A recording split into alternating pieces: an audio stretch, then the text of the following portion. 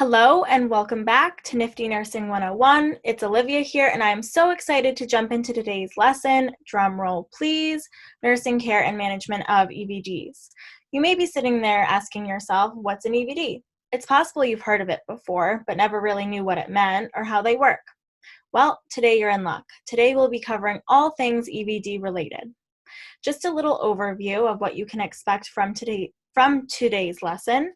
I've listed out today's objectives, so hopefully by the end of this video, you'll not only leave with a better understanding of what an EVD is, but feel very confident in taking care of your patients with EVDs.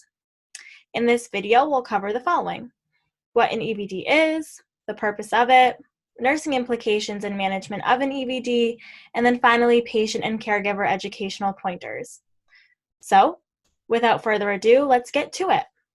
To begin, EVD stands for an external ventricular drain. These drains are used to facilitate the removal of cerebrospinal fluid, also known as CSF, from the brain.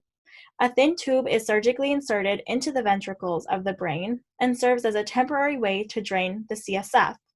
The fluid flows out of the ventricles through the tubing and empties into an external collection bag. The tubing is sutured into place, and the insertion site located on the scalp is covered with a sterile dressing. Cerebrospinal fluid is made in the ventricles of the brain and serves two main purposes. 1, cushioning of the brain and spinal cord, and 2, providing necessary nutrients to the brain and spinal cord. CSF normally flows through the brain and spinal cord and is sequentially reabsorbed. However, there are a number of reasons this process may be disrupted. In those situations, an EVD may be indicated. Infection, injury, inability to reabsorb, and blockage of flow are just a few of the different reasons CSF flow might be disrupted and further warrant the placement of an EVD. In these situations, the buildup of CSF increases the intracranial pressure and must be relieved. With an EVD draining the excess CSF, the pressure within the brain will then be reduced. It's important to understand that these drains work entirely by gravity. You might be wondering why that piece of information is so important. Well, as nurses, it's crucial that you ensure the proper height and placement of the drain. Each time your patient moves or is repositioned in any way, keep in mind the drain must also be repositioned. As the nurse, you're responsible for clamping the drain prior to any kind of movement. Then once the patient is in their desired position, the clamp can be opened and the drain system can be re-leveled. In order to ensure the system has been re-leveled properly, the nurse must adjust the height so the pressure transducer is lined up with the foramen of Monroe. When caring for your patient with an EVD, you as the nurse will monitor your patient's output. The protocol for how often you should empty your patient's collection bag might vary depending on the institution you're working at. So it's your responsibility as the nurse to ensure you're following your particular institution's protocols. Here's an image of the stopcock positioning located at the bottom of the system, just above the collection bag. When the stopcock is positioned up, that means the drainage system is off, also known as clamped. Whereas when the stopcock is turned on its side, that means the system is on and it's actively draining. As nurses taking care of these drains, it's extremely important to recognize the immense risk these patients are at for developing infection. The Journal of Neuroscience Nursing states that the risk for infection in patients with EVDs is upward of 45%. I know what you must be thinking. How is that possible and what's being done to fix that? Well, that's where we come in. The role of the nurse in the care and management of EVDs is crucial in the prevention of infection. Perhaps the reason why the rate of infection is so high is because, believe it or not, very few hospitals have strict protocols in place regarding the placement and maintenance of EVDs. Unlike central lines, EVDs do not have the same standard of care guidelines that are widely followed. In an effort to prevent infection, the sterile, closed drainage system should always be maintained. If the insertion site dressing is visibly soiled or not entirely intact, it's your responsibility as the nurse to contact the neurosurgical team.